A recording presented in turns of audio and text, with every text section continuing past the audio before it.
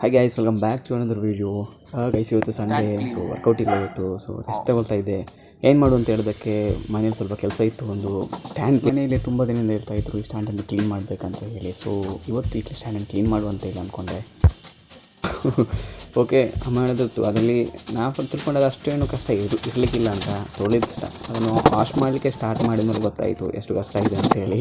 So ತುಂಬ ಲಿಕ್ವಿಡೆಲ್ಲ ಹಾಕಿ ತುಂಬ ಡರ್ಟಿಯಾಗಿತ್ತು stand. So ಸ್ಟ್ಯಾಂಡನ್ನು clean ಮಾಡ್ತಾ ಟೈಮ್ ಹೋದದ್ದೇ ಗೊತ್ತಾಗಿಲ್ಲ.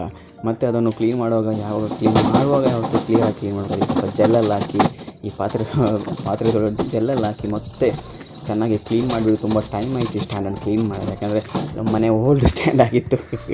ಸೊ ಈ ಸ್ಟ್ಯಾಂಡನ್ನು ಕ್ಲೀನ್ ಮಾಡಿ ನನಗೆ ತುಂಬ ಸುಸ್ತಾಯಿತು. ಸೊ ಯಾಕೆ ಈ ಸ್ಟ್ಯಾಂಡನ್ನು ಕ್ಲೀನ್ ಮಾಡಲಿಕ್ಕೆ ಸ್ಟಾರ್ಟ್ ಮಾಡೋದಂತ ಆಯಿತು. ಸೊ ಯಾಕಂದರೆ ಸ್ಟಾರ್ಟ್ ಮಾಡಿದ ಕೆಲಸವನ್ನು ಮುಗಿಸ್ಬೇಕಲ್ಲ, ಹಾಗೆ ಹೇಗಾದರೂ ಮಾಡಿ ಸ್ಟ್ಯಾಂಡ್ ಕೆಲಸವನ್ನು ಮುಗಿಸ್ಬೇಕಂತೇಳಿ ಕ್ಲೀನ್ ಮಾಡಿ ಫುಲ್ಲಾಗಿ ಕ್ಲೀನ್ ಮಾಡಿದೆ.